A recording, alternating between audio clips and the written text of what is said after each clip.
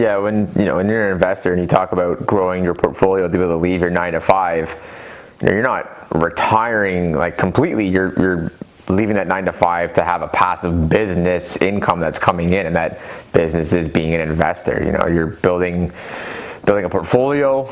You're hiring people, as you're hiring property managers, or you're hiring lawn care, whatever it is. That's you being a manager or a CEO of your business and hiring people and putting them in place. So regardless of how you look at it, you are the CEO of your business, of your rental portfolio.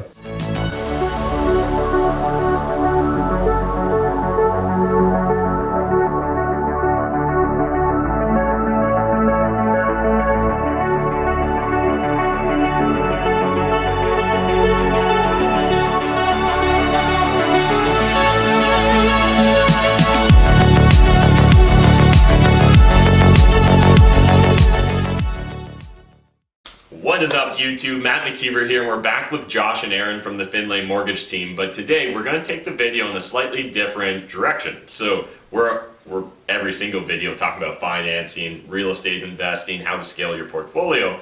But if you guys haven't been paying attention, Josh and Ehren are actually growing their own business as well, and they're in the process of scaling their own business. So we thought it'd be fun seeing how we're 54 videos deep now into the series and making videos together, and just kind of discuss how their business has grown, maybe some of the tips and tricks and insights they've learned over the last year of growing this business, because this really has, you guys have been mortgage agents for longer than the last year, but really this business came together over the last year.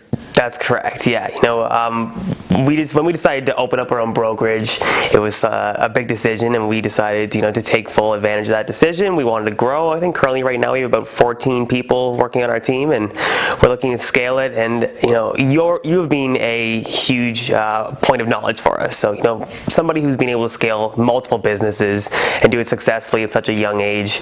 We wanted to talk to our audience, or your audience, just about how you go about doing that effectively. It's a lot easier said than done.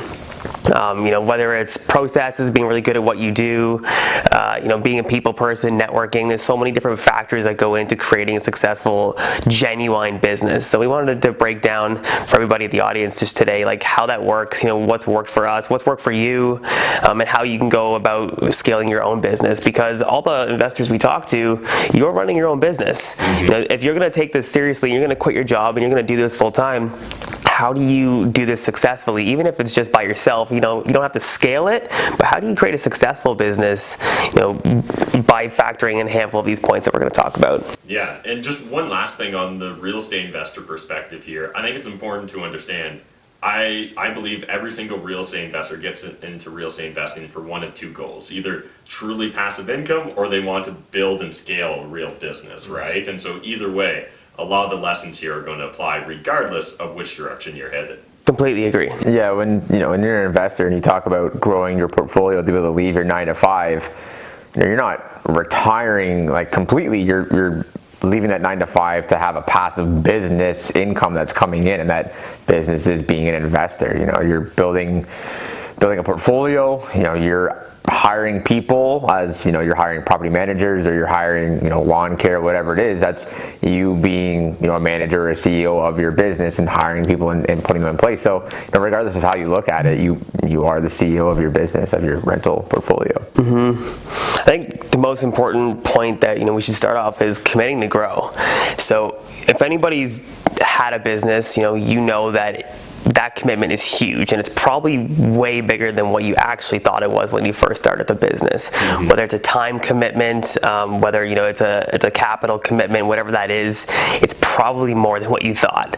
So that first commitment is super important. You're sitting down, understanding what you think it's going to take, where you want to go, and then looking at your life in general and say, can I make this work in my life? If you have commitments with a family member or friends, this isn't going to be an easy transition for you. And as you probably know, it's a decently lonely road. Late nights, not being able to do everything, go to that concert, go out that weekend, do things, shoot content at 9 a.m. in the morning. There's a handful of things that are required to be able to run that successful business. So, committing to grow is probably the most important thing that I would say. Making that commitment to yourself, and if you have a business partner, your business partners.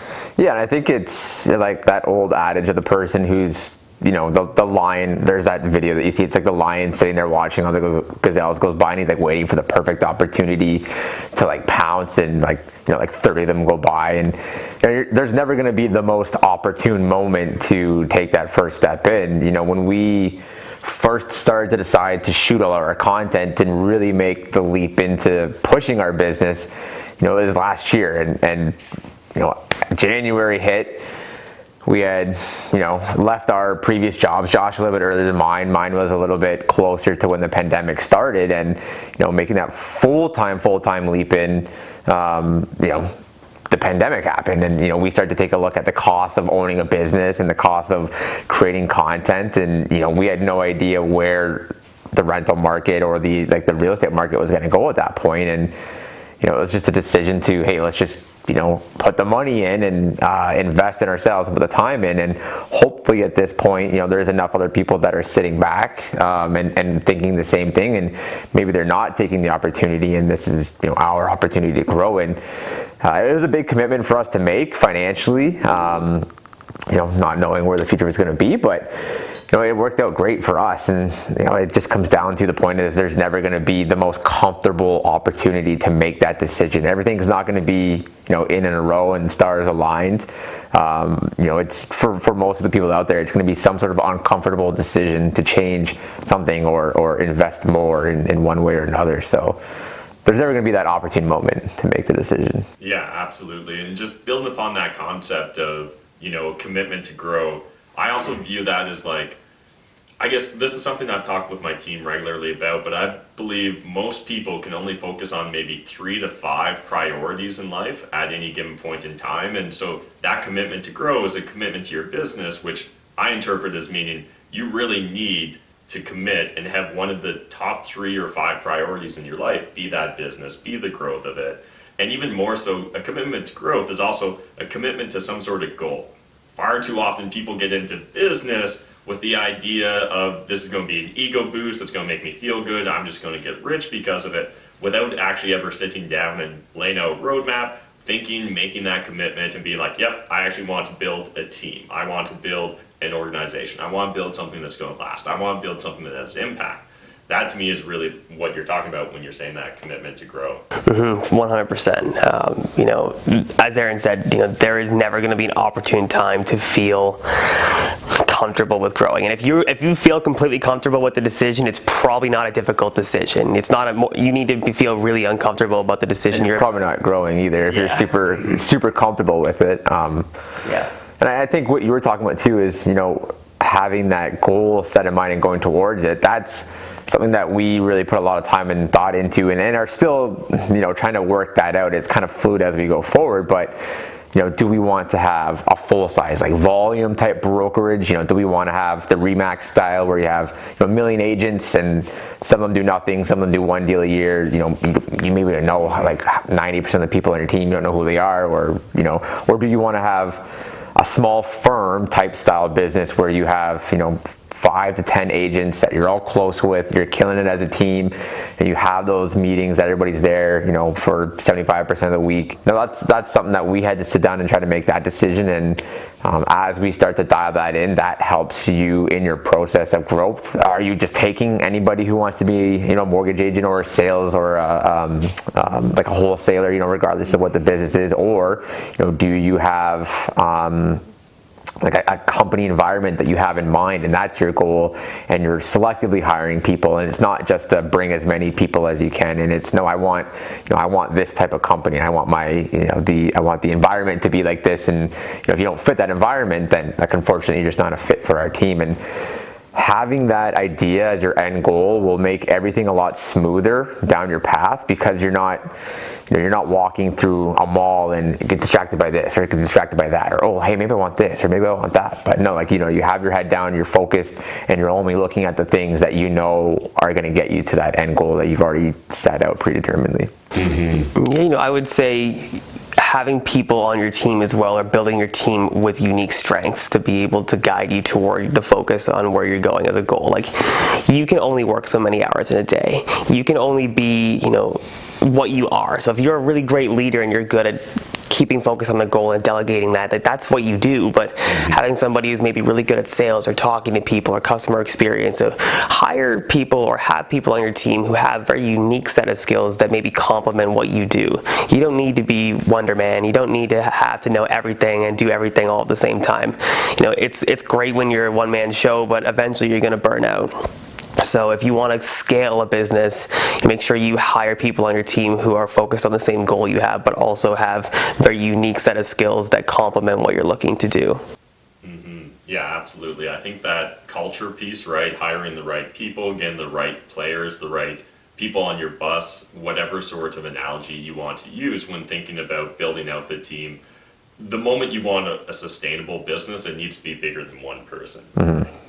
Yeah, like for us, our biggest hire and our most important hire was bringing on an assistant to help us deal with some of the things that, aren't quote unquote the money making tasks, right? Like for us, being able to have an initial conversation with the client to, get a sense of their situation and what's your goals, like how are we going to be able to help you moving forward? For us, that is like a green light task. That's like a money-making task for us, right? Because we can provide our knowledge, give them a path as how we're going to move forward. If they have a property, we can assess the deal then and there and let you know, hey, you're going to be an A, you're going to be a private, you're going to be a B solution.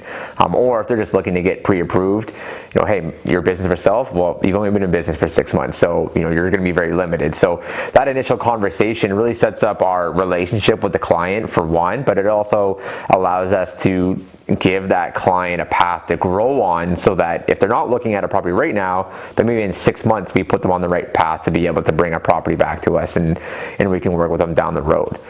Collecting documents for us doesn't necessarily isn't necessarily as important as a task as that initial phone call. So we have our assistants to be able to collect the documents from our clients, submit them in, liaise with the lenders, and take those really time-intensive tasks off of our desk, so that we're able to, try to focus more on helping out additional clients and building up our client base. And that's really our biggest success factor so far in terms of allowing us to scale. For agents out there that are in that sales business, real estate agents or mortgage agents, going from 2 to 3 deals, and maybe not even, maybe 1 or 2 deals a month, to be able to hit 5 to 10 and then 10 to 20, 30 to 40 deals a month, you have to be able to take these other tasks off of your plate, or you're not going to be able to do it. If you're chasing documents around, you're chasing lenders around, you're trying to make phone calls to set up your appointments all day, you don't have time to underwrite, you don't have time to talk to new clients, you're not going to have time to be able to build that business, and you're going to burn out before you even get to where you want to get to. So assistants, even though it may seem like you're taking a pay cut because you're going to be paying them, that small pay cut is going to allow you to increase your revenue over time drastically. Completely agree. Yeah, creating that standardized process in place and delegating your money-making time. Your tasks are going to change as you grow as a CEO or as you grow as a business owner. The things that maybe were making you money when you first started, you no longer need to do because you're focused on other tasks at the time. So, just understanding what your value time is and what you're best at, and then delegating from there as to what other people in your team can do to help you scale.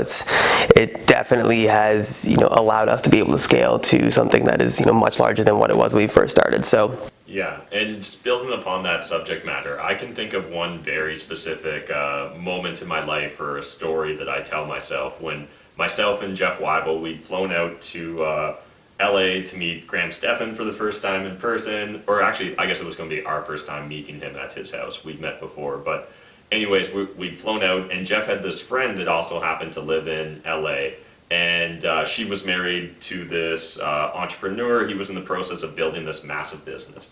I can remember we went out, they lived in the hills, they were renting this amazing house, infinity pool. It was crazy, and it was like a $15,000 a month rent, which at the time just blew my brain. Like my brain couldn't comprehend. But because this is frugal Matt, right? I was like, this is 2017 frugal Matt meeting frugal Graham Stephan, being super frugal together.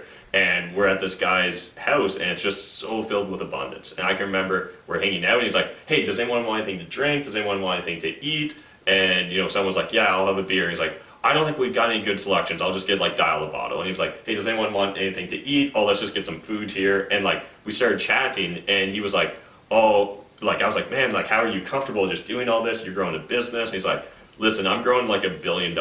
At the time, he said, I'm growing a $7 billion business, and I need to focus on growing that business. And he's like, actually, like, my wife just talked me into hiring a full-time driver.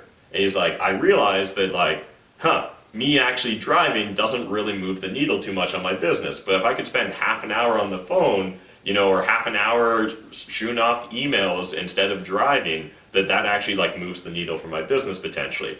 And like, it took a while for me to fully embrace that, but it's completely true as an entrepreneur. If you're really committed to the growth of your business, like, you need to be focused on what moves the needle, right? What are the big dominoes that you need to knock over? And I can remember when I came home from that afterwards, there was a period in time where I was like, I'm no longer driving anywhere. I'm going to Uber everywhere. And what I'll do is whenever I'm going to Uber, I'll just be like, hey, I've got half an hour for a coaching call, you know, like, shoot me money to this address, and like, I'll jump on the call and I'll make sure I net profit from it. Yeah. And I ended up getting bored of that, but there was a period in time where literally I was Ubering everywhere just to try and force myself into that mindset, because it is really difficult as a frugal entrepreneur often to make that first hire. Yeah, and like, it seems like such a minuscule little thing, but we were talking about this the other night. It was like 11:30 at night. We were just underwriting deals, and we just made some dinner, and I'm like, this is why I hate cooking food, because it takes you an hour to make it, then you gotta clean it all up afterwards, and now my whole night's gone. And like, we like, and it's funny, people might judge us, but we hadn't like bought groceries in like 2 months. We were just like, oh, we can Instacart. Yeah, we can like Uber eat some like breakfast to our place. We get like some breakfast, or we like, you know, we just whip out and buy something quick for like to eat, and then just like throw it out. But like, you're not doing dishes, you're not taking time to prep, and like when you take a look at, you know, you maybe take an hour for each meal plus some time to clean up. It's like 4 or 5 hours of your day gone every single day, and over a whole week, it's like 30 hours, 40 hours. So, you know, like, it seems silly to a lot of people, but you know, you wonder why people, like, you see these, you know, wealthier people, and it's like all they do is they Uber Eats food or whatever, and it's like, well, because they just realize the time cost of, you know, what it takes to prep and cook and clean and then put it all away and then sit down for 5 seconds because you're tired, and then, you know, now you're 3 hours gone. And so it seems silly, but it's a huge difference when you can save time. I think that's like one of the really, really important parts of growing a business is understanding your time cost as you grow. You know, the tasks you do when you start versus the tasks you do maybe when you're scaling, or when your company's worth 10 million or 20 million or billion, for example. You know, your time is worth more as you progress along your journey and focus on your goals. So, you know, the things you did before might not be the same things you can do now, because your time is now worth, say, $700 or $800 an hour. So understanding and quantifying that time is gonna be what's allow you to be able to push forward and scale, which can be extremely difficult because nobody tells you what your time's worth. You kind of dictate what your time is worth. So, you know, kind of getting out of that mindset of you're not too good for something. I think you're just, the tasks that you're supposed to be doing are more effective. You know, they're just moving the needle, as you'd say, towards the goal that you want to do. And it's difficult for some people to understand it because, you know, I guess maybe it's just like a driven, like, laser goal that you have, but a lot of people can't dictate the tasks they do in a day and have it reflect the total goal that they're focusing on, which, you know, is going to allow you to either be successful or non-successful depending on, you know, your time management. You know, collaborating and networking is probably the most important part of our business, at least what we've seen so far. You know, your network is your net worth. It kind of sounds cheesy, you hear it all the time. The people you know will be your biggest fans. If they can buy into what you're doing, and if you have a passion for it, and you are goal oriented, and you truly care about what you're doing, if you tell people, they will tell people, and what you're doing will grow into something that is much larger than what you're initially doing. So go into all your conversations with an open mind.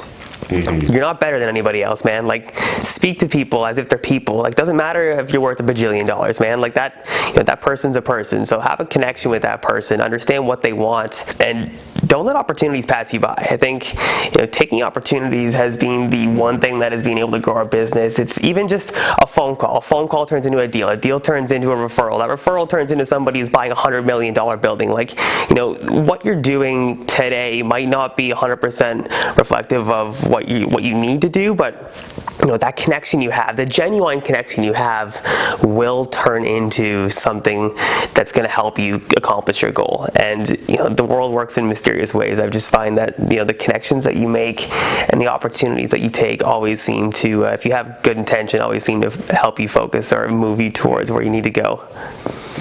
Yeah.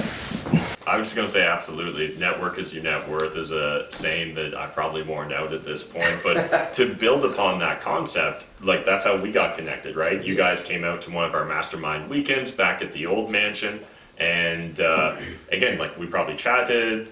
Actually, each other a little bit. I remember the first time we met, and I actually had no idea who you were. So we were talking, and I was like, so what do you do? You're like, well, I was an accountant, or I think you were at that time, and I was like, oh, cool. Like, do you invest? I was like, yeah, I actually have quite a large portfolio. And I'm like, oh, cool. And I was like, I have no idea who this guy was. Like, this guy's because it wasn't you who had invited us. It was Adam who had initially invited us out. So we didn't know at that time, and it was just so funny. But we walked away from that. It was a vendor take-back seminar, and we were like, oh man, there's, like Dylan McLaughlin was there, and it was 24 units or something at 2040 and retired. I'm like, these are the people that no one told you about when you get into mortgages. And that was actually, that seminar was the one that changed our entire direction of where we wanted to go, because we realized, hey, there's these people out here who are seriously buying properties and really want to grow and scale and learn. And why is no one helping these people? Everyone's focusing on these first-time home buyers and just trying to get into the more expensive homes, when you could easily just get into people who are looking to buy more expensive buildings and more buildings in a year. And that initial networking event was the one that really shifted our entire direction as a brokerage and created the Findlay Mortgage Team, really. So that's awesome to hear. It's funny. Yeah, and I love that day. That was great. Yeah. But branding, I guess, is the next jump off of from getting into the network. One of the things that's really going to help you expand your network is just creating your brand and growing that brand. And for us, our videos and our content that we shoot with you and some of the stuff that we do on ourselves is really our key way of growing that branding. And for us, we didn't want to be someone who was trading our knowledge for an email or a payment. It was this is an underserviced industry, and everybody has always been hush hush. It's been hey, I can't tell you my secrets because you're going to take that and go do it yourself, and kind of that scarcity mindset. Whereas something Gary Vee always talks about is just provide value and provide knowledge, and if you do a good enough job, people are going to want to come back and work with you. And that was the model that we took.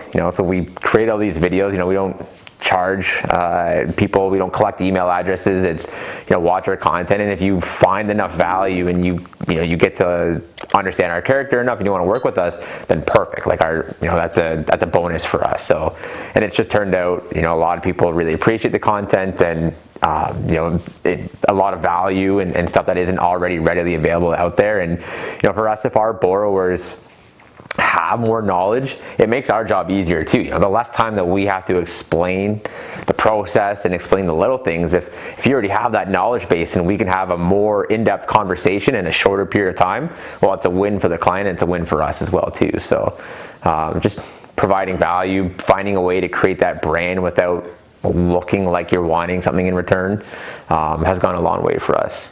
Not that we want stuff in return, but just we're building a business, but So obviously, I'm a big fan of content creation. I think one of the biggest things and one of the biggest areas that people overlook when it comes to content creation is that concept of just providing value first and just putting it out there and trusting that if you're willing to invest initially into the relationship, that other people will reciprocate, right? Build upon that concept that your network is your net worth. It also holds true not just in the physical space, but also in the virtual space, right? And if you're constantly putting out content there, if you're constantly engaging with individuals, providing value to those engagements, it just seems natural to me that eventually people will want to reciprocate, right? People like doing business with people they like. One of the best ways to become likable is just put yourself out there.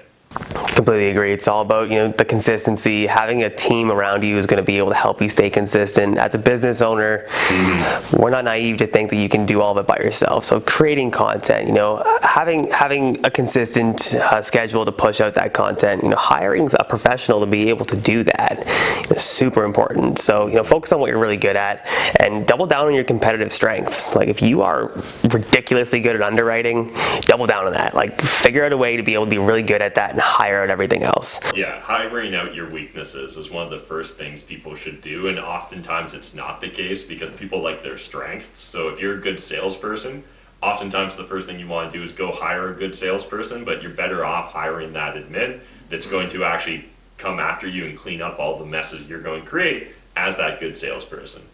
Yeah, completely agree. Yeah, like you don't. If you're great at sales, you don't need to go hire another great person. You just need to be able to do more sales. So find a way to take other things off your plate, so that you have more time to sell more. If you're spending more time shooting emails or you're signing documents or whatever it is, and you can hire someone to do that.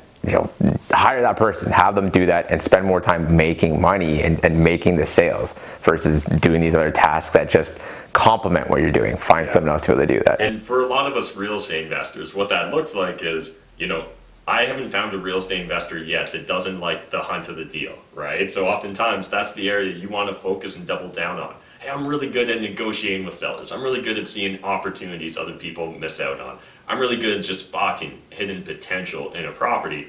Well, then what we should be focusing on outsourcing is everything else outside of that. Yeah, I think there's that slogan, the customer's always right.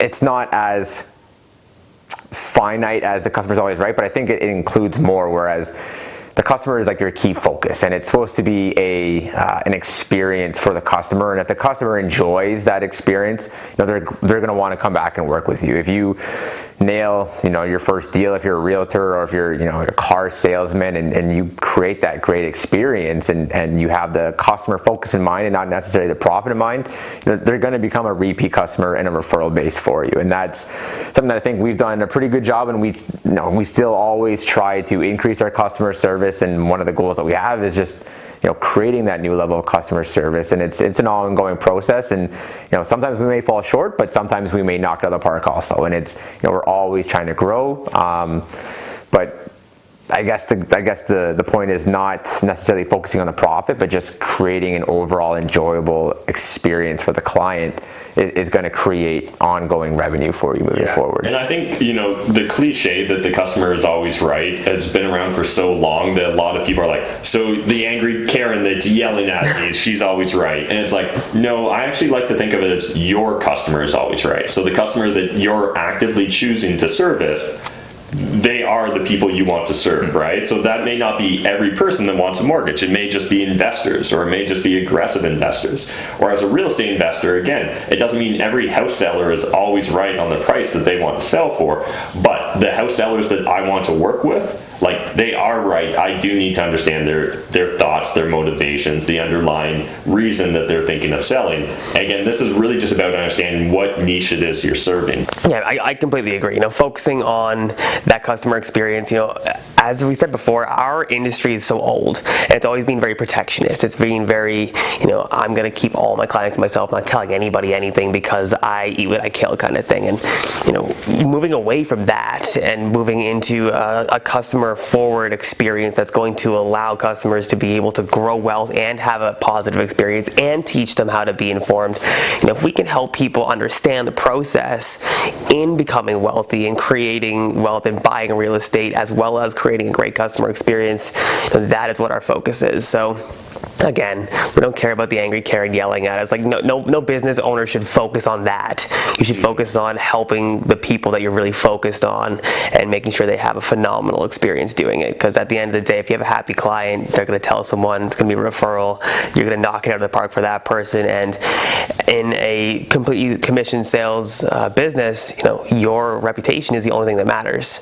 So being able to focus on that customer experience is going to be the best thing for your business you could possibly do. Yeah, and I think, last thing is just investing in yourself. One of your main sources of expenses is probably going to be some sort of thing to help you grow, whether you're going to seminars to learn, or whether it's books you're investing in, or whether it's additional training. Investing in yourself can mean putting money into hiring a media team to help create your content for you. There's so many ways that you could spin that off, but you are the propelling factor behind your business, and if you're not investing in yourself, even just staying healthy, going to the gym, eating properly, getting enough sleep, making sure you're in the right mindset to be able to stick through the sticking points, all those things add up over time, and that's really going to be the determining factor of your ability to be able to move forward and grow your business. Yeah, I know one of the core values we have here as a business is that concept of just continuous improvement, right? And that's, for us, really just constantly reinvesting in yourself. It can be so easy to focus on just fighting today's battle that you forget to invest for tomorrow as an entrepreneur, as the CEO, as the business leader.